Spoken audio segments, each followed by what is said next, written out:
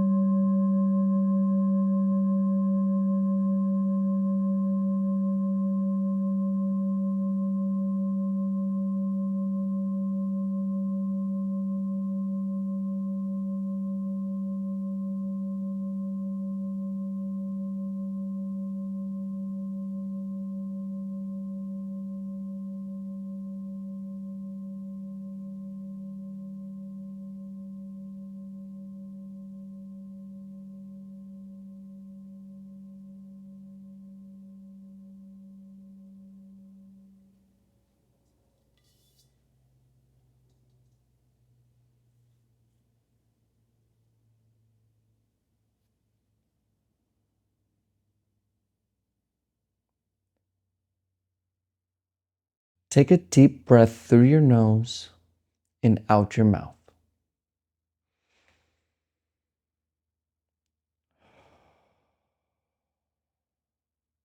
Again, through the nose, out through the mouth.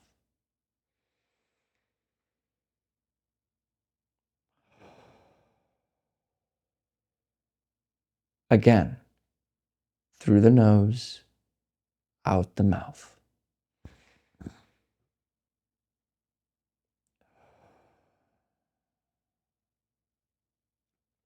And just settle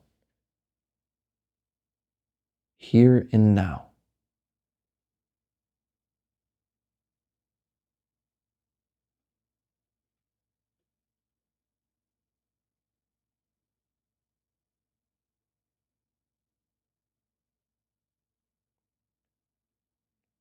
We're not achieving anything here. So leave alone any attempts to gain, to achieve.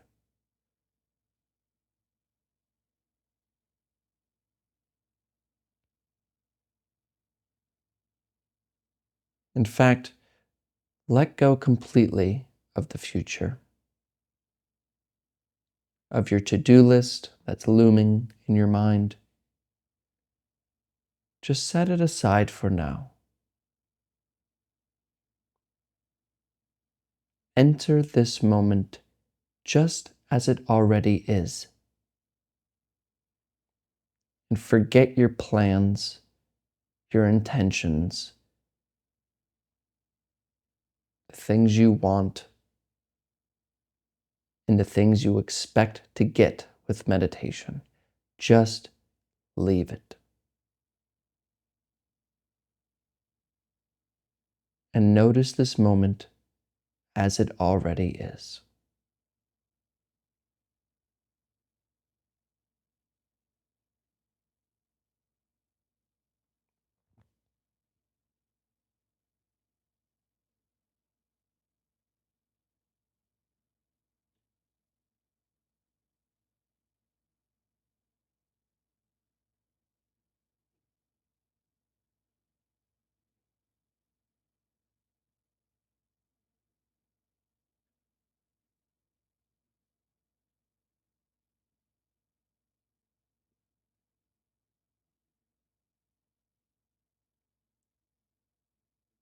And I'm probably interrupting you thinking. Feels to be that you're talking to yourself about something. Doesn't matter. And notice how this takes us away from the moment as it is, because we're thinking about something, planning, worrying. So instead of paying attention to our thoughts, it's a good practice to bring our attention to the breath. So just find the breath wherever you feel it the most. And notice this gentle rhythm of sensations that accompany each inhalation and exhalation. And just see if you can notice this without getting lost in thought, without taking the thought train's ride. Remain presently with the sensations of breathing.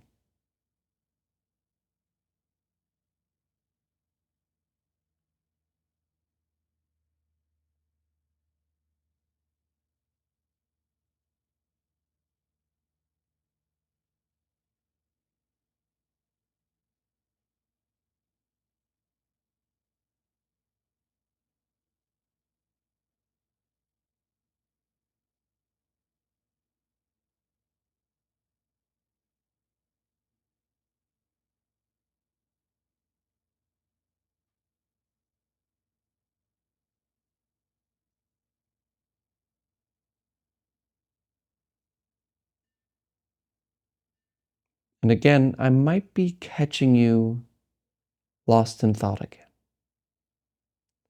And the breath, as you can see, isn't in your awareness. But this is okay. This is normal. If you notice that you're lost in thought, your task is simple. Gently return to the breath. And do this as effortlessly as you can. Come back to breathing, rising and falling.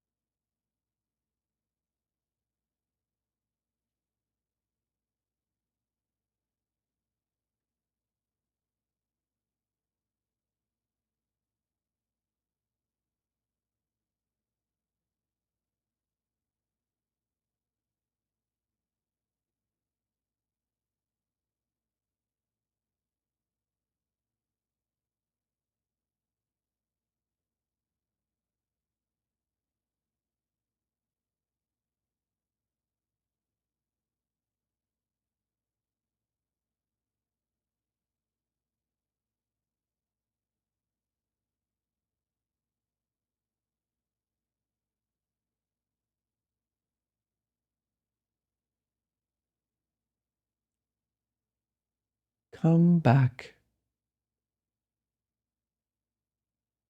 Come back to the breath.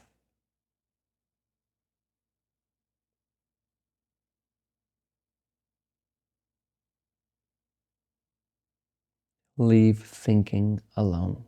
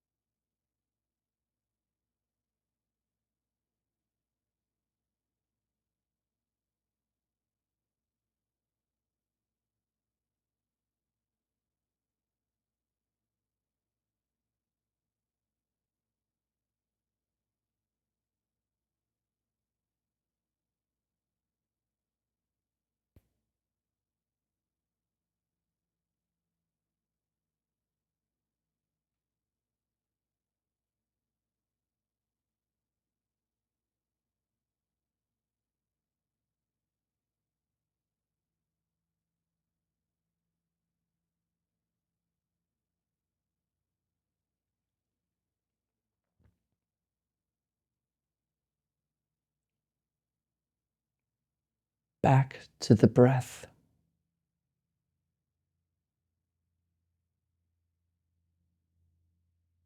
Don't expect thoughts to be quiet.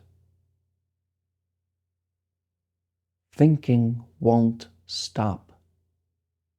So we're not ignoring thoughts or pushing them away.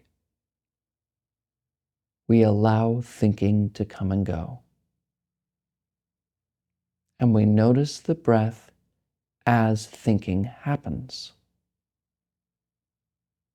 Let thoughts run as much as they want to. Let the mind think whatever it wants. Step back and remain with the breath,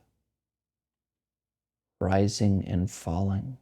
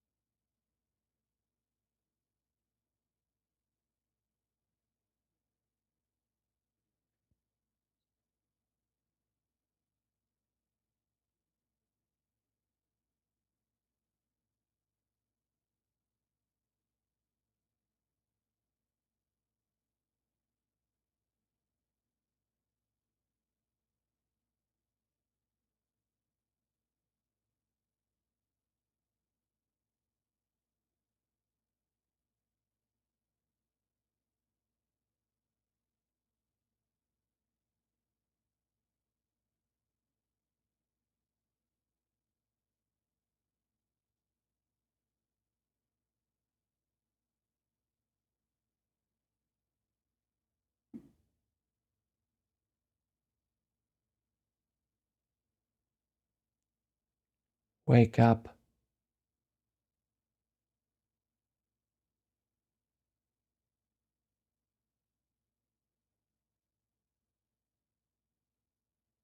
Wake up from thoughts.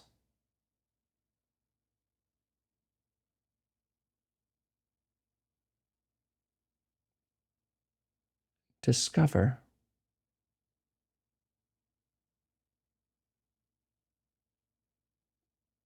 what exactly notices thoughts. Hmm? What is it that gets lost in thought but then returns to the breath? It feels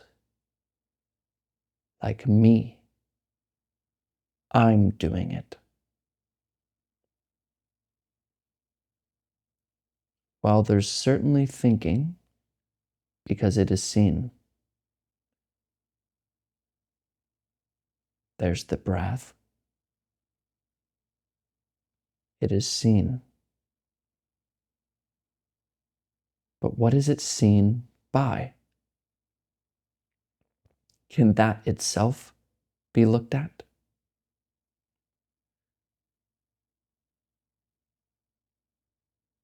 Turn the attention back. Look for the looker. What sees this? What are thoughts talking to?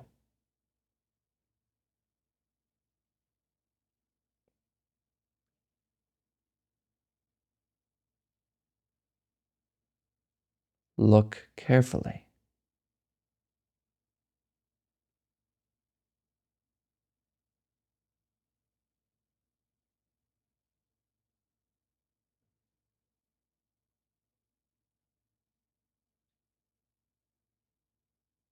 And notice this thought right now. There's a thought coming in. What sees it? Turn back. What sees this thought? What hears my voice? Can that itself be seen?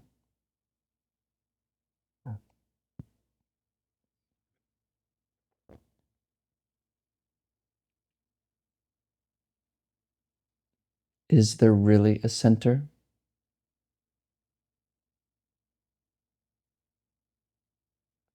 What do you discover?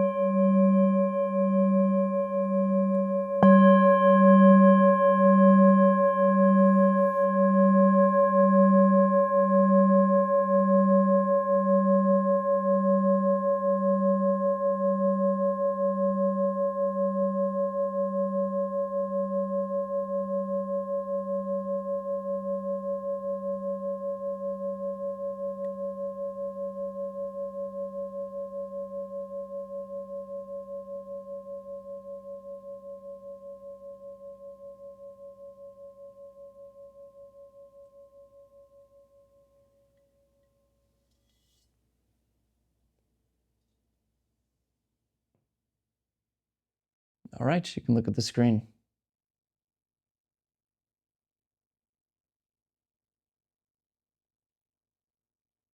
This practice is not about relaxing. It's not about really anything that we can assume in the future. Not really.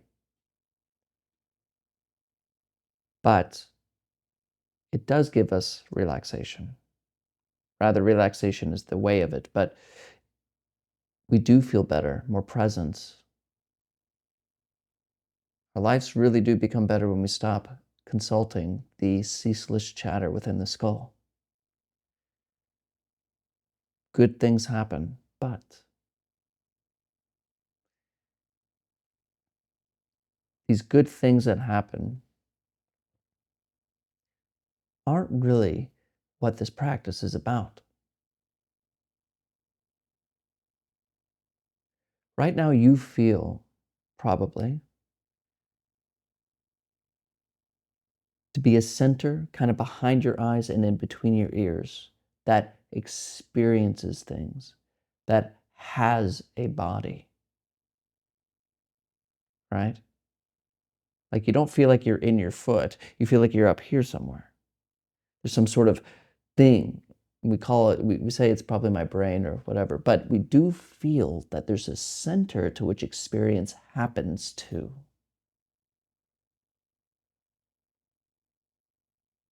And what meditation does, it challenges that, as we did at the end of this practice. What is it that sits here? What is it that looks?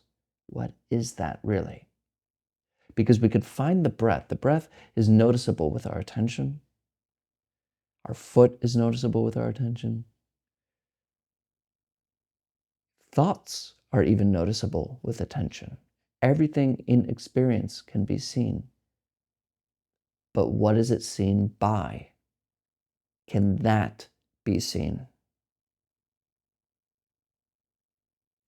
And this isn't something to be answered like, oh yeah, now I have found the center to my experience. Oh yes, now I see what I really am. I am this, that, or the other. No. It's to show you that this you feel to be, when I say you, there's something like me, right? Me. That feeling is created by thinking. There is no separate entity you. Like right here, as you listen to me talk, there's only seeing, hearing, feeling. There's not an experience of an experiencer. That itself isn't real, but we believe it to be because we are identified with thinking. Thoughts have created this concept of an I, of a me, to which the world happens to. A story with a past and a future and a name and a personality and all this. But when you just pay attention to this moment, to this experience right now, that center isn't there. There's only seeing. There's no seer of sights. There's just this right in front of you. And when I say you, it's just a matter of speech. There's just this. There's just this. There's just this. It's only experience. And there's nothing sitting on the outside of experience looking into it. That's this dual thing created by thoughts. Because thinking is only dual. When we say there's an inside of a box and an outside of a box, there's up and there's down. There's far away, there's close. There's always a dual, there's always an opposite to our concepts. And there's a me and a you. That's dual. There's an inside of experience and an outside of experience. That's dual because it's thinking. If something is dual, it's probably because you're thinking and attached to it. And the biggest realization to understand with this practice is to see through that dream of thought, to notice clearly that you are not your thoughts. Thoughts come and go, just like your heartbeat, just like sounds, they come and go. But because we are incessantly attached to them, we're bamboozled by them. We believe that we are them and we therefore identify with them. But when you learn to leave thinking alone, you notice clearly that you are not your thoughts. which is the most important thing for you to know and discover. And don't get caught up on my speech, you to discover, I to discover. This is just a matter of speech. It's a matter of communication. But knowing this immediately drops all psychological suffering, because there's no entity in the first place to which suffering happens to. But if you believe you are your thoughts, you create the entity, and then there's a you to suffer. So practice. Whatever you do, just practice. Thank you for your time today. And as always, and without exception, I'll see you tomorrow.